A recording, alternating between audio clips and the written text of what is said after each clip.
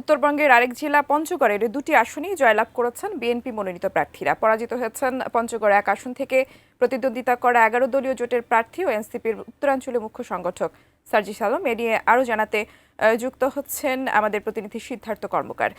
সিদ্ধার্থ, ভোটের ফলাফলের পর পঞ্চগড়ের এখনকার পরিস্থিতি নিয়ে আমাদের জানাবেন।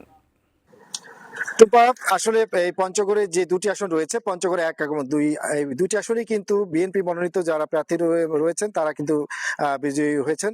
এক্ষেত্রে পঞ্চগড় এক আসনে যিনি হেভিওয়েট প্রার্থী ছিলেন 11 দলীয় জোটের এনসিপির উত্তরাঞ্চলের মুখ্য সংগঠক সাজিদ আলম, তিনি কিন্তু শুরুর দিকে আমরা যেমন দেখতে পেয়েছিলাম যে ফলাফলের দিকে কিছুটা এগিয়ে থাকলেও শেষের দিকে কিন্তু যিনি রয়েছেন বিএনপির প্রার্থী ব্যারিস্টার নওশাদ জমির, তার কাছে তিনি কিন্তু প্রায় 5,000 ভোটে তিনি কিন্তু পরাজিত হয়েছেন। এছাড়া পঞ্চগড় 2 আসনে বিএনপির যে প্রার্থী রয়েছেন ফরহাদ হোসেন আজাদ, তিনি কিন্তু তার নিকটতম প্রতিদ্বন্দ্বী জামায়াতে ইসলামীর শফিউল আলম, তার থেকে কিন্তু প্রায় 50,000 ভোট বেশি পেতে নির্বাচিত হয়েছেন।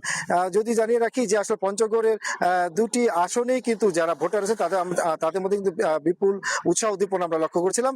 এবং পঞ্চগড় এক আসনে আমরা যেমন দেখতে পেয়েছি যে 77.49% ভোটার তারা কিন্তু তাদের ভোটাধিকার প্রয়োগ করতে গিয়েছিলেন। এবং পঞ্চগড় 2 আসনে 77.19% ভোটার তারা তাদের ভোটাধিকার প্রয়োগ করেছেন।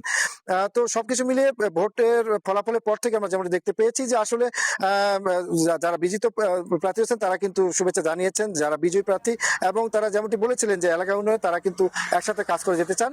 এবং বিজয় উপলক্ষে কিন্তু কোনো রকম বিজয় মিছিল বা এমন কিছু আমরা দেখতে পাইনি।